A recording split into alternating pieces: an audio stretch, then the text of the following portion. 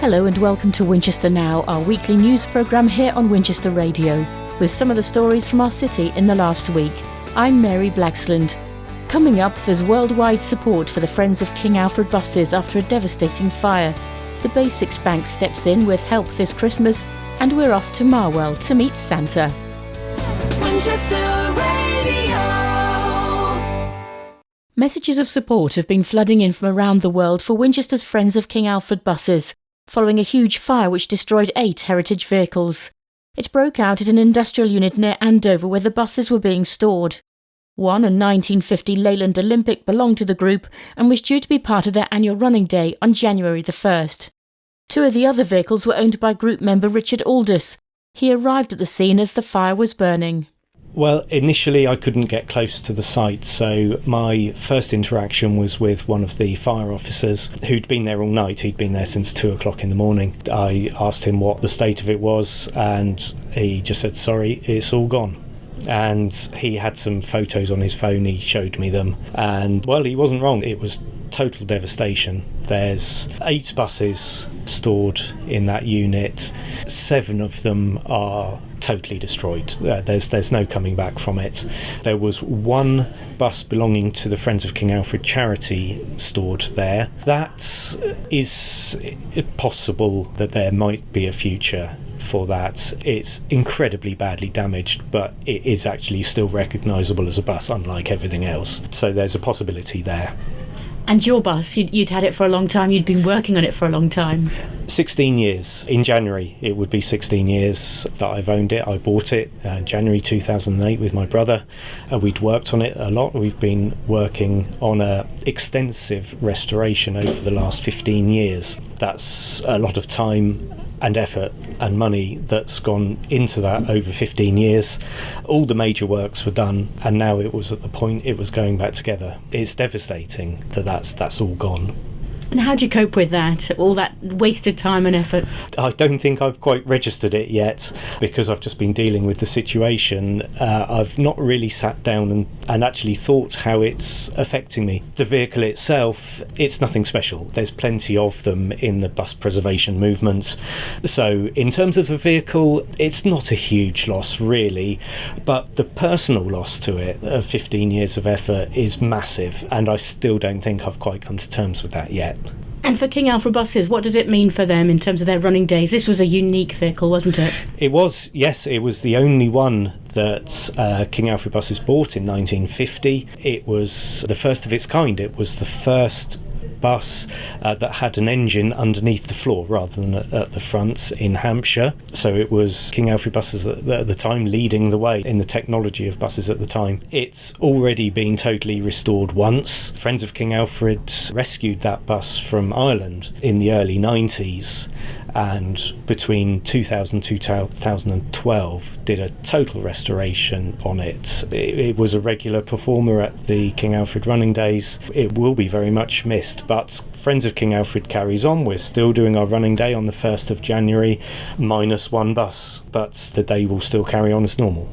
And I can tell that buses are something that you're really passionate about. It's a hard loss. Yes, it is. It's something I've been interested in sort of since I was a child. It was like most people in bus preservation, it's something you get attached to when you're at school and you're travelling to and from the buses to school. And it all led from there with getting my bus driving licence and then my own buses. I've had several over the years.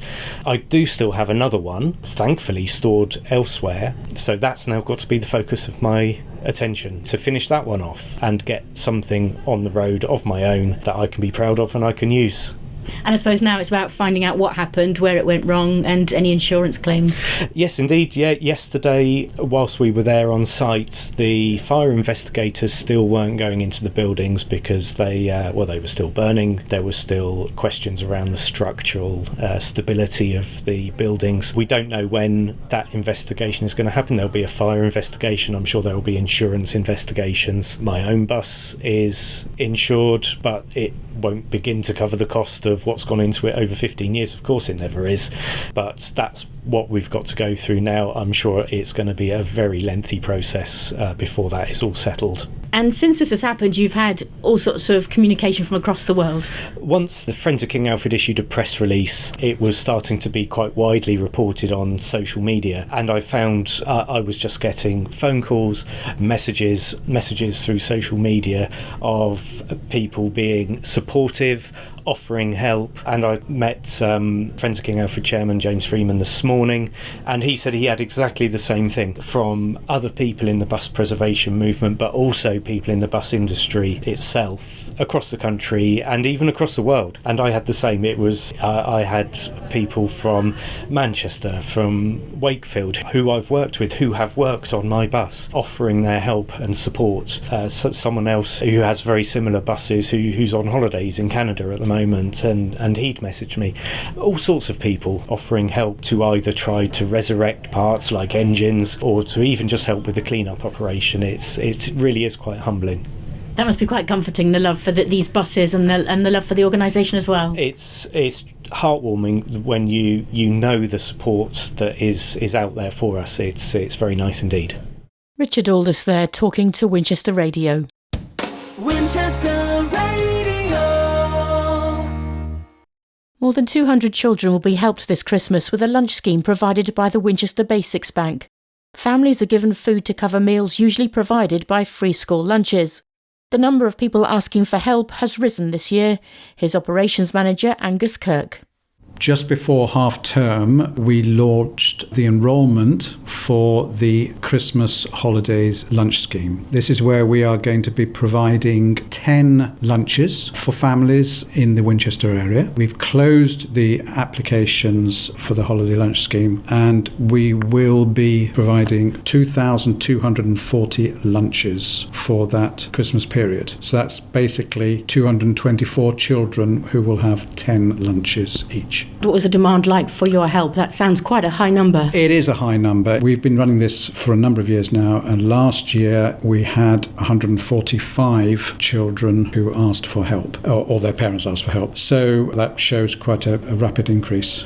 And what do you put that down to? What have families been saying to you about how tough things are? We can just look at the news, can't we, to see how things have become a lot more difficult for people. The cost of all these services, food costs that have gone up, food inflation, energy costs, of course, a huge impact on families. Salaries have not been keeping up, and so people are finding themselves in difficulty, and we're more than happy to help out. What do they say to you about the help that you're providing in the situation that they're in? Because, Christmas should be a time for celebration, but sure, for a lot of people it's really tough, isn't it? It is, yes. Here at the Winchester Basics Bank, we do not pry into people's situations. We're just here to help. If we can, we will refer people on to various local agencies like the Citizens Advice Bureau or Hampshire County Council or Winchester City Council, where they hopefully can get help if they need it. As I said, we are just very happy to be able to help people in the Winchester area. So tell me a bit about the help that you're giving, the lunches that you're going to be providing.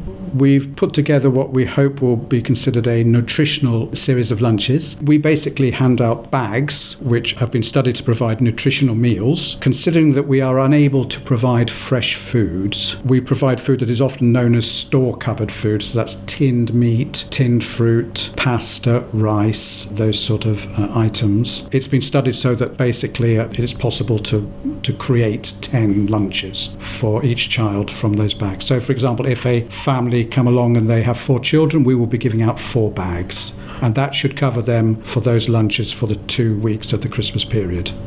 So how busy is it going to be for you in the next few weeks getting all of this ready, dealing with the demand? Yes, it's going to be very busy. We'd already envisaged quite a high uptake, and so we've already been preparing crates of food which still have to be sorted into the bags. So that's going to be coming up in the next couple of weeks, and we will be handing out the food from our various hubs between Monday the 11th and Friday the 15th of December. And I'd just like to say, for those, obviously we've had to close the applications for this Christmas, but it is something that we will be running again in Easter and summer. If there's people in the Winchester area who want to help with the wonderful work that you do, how can they get involved? Well, they can go onto our website, which is www.winchesterbasicsbank.co.uk, And there's all the information there about how they can help, whether that be through volunteering or through donating food, or even financial donations as well are, of course, very welcome. Also because a lot of our food we are buying in,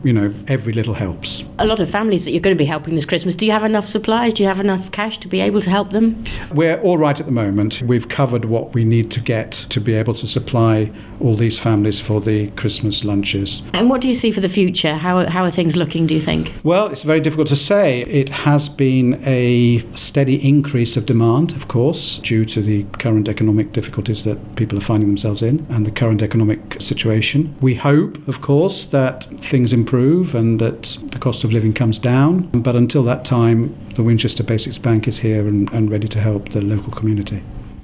That was Angus Kirk from Winchester Basics Bank.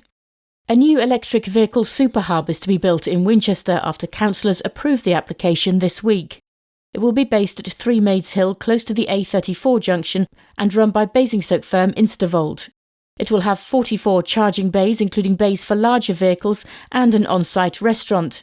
The land had previously been earmarked for a waste facility, and work is due to begin in the new year. Now for some of the other stories making the news in Winchester this week, here's Ron Venturi. A series of events begins this week where people can hear more about planned changes at the Royal Hampshire County Hospital. The listening events are running between now and February. In these proposals, up to £900 million could be invested in services in the county, which could see a new hospital near Basingstoke, but the possible closure of the A&E facility in Winchester, with the Winchester Hospital focusing on planned operations, an urgent treatment centre, outpatients and same-day emergency care. There's also a new website where people can see the details of the new proposals and comment on them. The website address is hampshiretogether, that's one word, .nhs.uk. The consultation runs until the 17th of March. Residents using Winchester's Household Waste Recycling Centre will no longer be charged for disposing of their DIY waste. It follows government policy changes that stop local authorities from charging for small amounts of waste from household projects, such as a sink or a bag of rubble. However, the County Council says the new regulations are going to cost the authority up to £2 million a year at a time of stretched finances, as this DIY waste requires special processing. The new policy comes into effect on the 1st of January. Plans to redevelop Station Approach have moved forward with the appointment of a local architect to lead the team. Design Engine, who've been based in Winchester for 20 years, will develop a master plan for the area. Public meetings will begin in the summer of 2024, with a master plan expected to be submitted to the Council in early 2025. And community grants worth more than £500,000 have been handed out in Hampshire to help with the cost of living. The money allocated by the County Council comes from the National Household Support Fund. A total of 74 organisations across the county were awarded cash. They include February half-term food and activity schemes in Winchester, Hope Church's Warm Welcome Scheme, and the Carol Centre in Stanmore, which provides food parcels for up to 200 families. Hi, it's Paul Blitz here again with the week's shout-outs. A round of applause first goes to staff and students at Winchester University for looking after their local hedgehogs. Around 20 people recently took part in the Big Hog Friendly Litter Pick. Supported by the British Hedgehog Preservation Society, the aim is to clean up neighbourhoods to avoid wildlife getting trapped in rubbish. The university team bagged up 18 sacks of waste from the campus and nearby roads. UK hedgehogs are in decline and litter poses a real hazard to our prickly friends. The university has also set up feeding stations for hedgehogs and, in cooperation with the hospital, has set up the city's first road signs asking drivers to slow down and beware of hedgehogs crossing. Volunteers at the Royal Hampshire County Hospital have been honoured for their help with a special Christmas tea party. The hospital relies on volunteers for a variety of roles, including fundraising, welcoming patients, or assisting at meal times or in maternity. And thanks have also been given to volunteers who maintain the garden at the Winchester Hospice. The garden, based upon Psalm 23, won a Gold Award at Chelsea and was relocated to the hospice as a gift from the Bible Society back in 2021. Volunteers have now decorated it all ready for Christmas. And Winchester Beacon has given a shout out to a team from Hampshire firm Twinings UK who gave up an afternoon to help them out. They worked together to wrap presents for the residents and put up decorations in the lounge area. Staff of the Beacon say it was great to have their energy and enthusiasm on site, and of course they made a great cup of tea.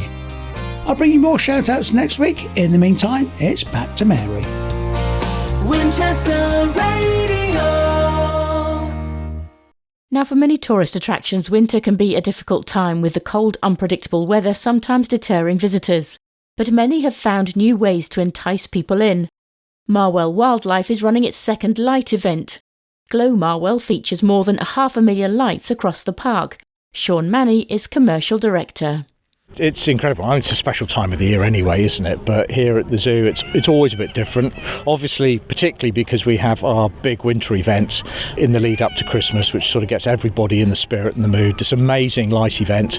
It's only our second year, bigger and better than ever this year. We've got over 500,000 LED lights, a theme of enchanted nature, which fits very well with who we are and what we do, and some amazing content from an enchanted, animated light-up tree, the Rainbow Road, an incredible giant 36-metre light tunnel, lots of interactives for the kids, stepping stones that light up, the country's only illuminated seesaw, so I'm led to understand, and of course loads and loads of snow, 300 Christmas trees, and of course Santa's back as well, so that all helps in that big lead up as everybody gets excited for Christmas.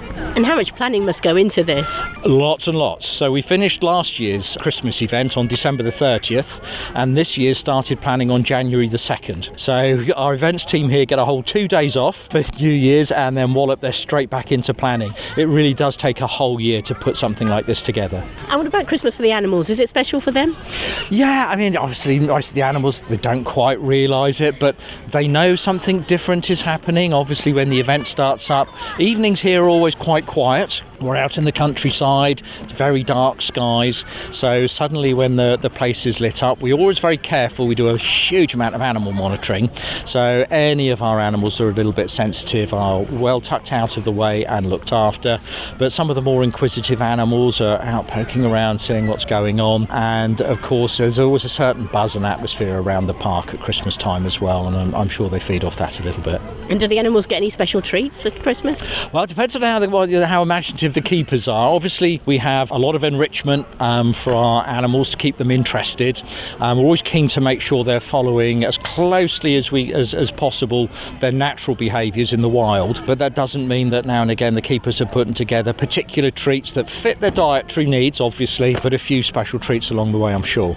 And what about staffing as well? How do you make sure that you've got enough staff to look after the animals as well as giving them all a break at Christmas? Yeah, always a challenge. So when we're running Glow particularly, we run a shifted day, so the zoo opens a little later, around about lunchtime, to allow us to stay open into the evening for the light event. But the zoo is still open for guests who are buying these tickets from 1 o'clock. So you get a nice afternoon in the zoo, and then we switch over about 4 o'clock and then head into the lights as it gets dark for about 4:30 and 5. So from the staffing point of view, it means that Christmas is slightly different from the rest of the year. It's a nice lead up, and obviously working in the evening as well, it's a really different vibe around the place as well.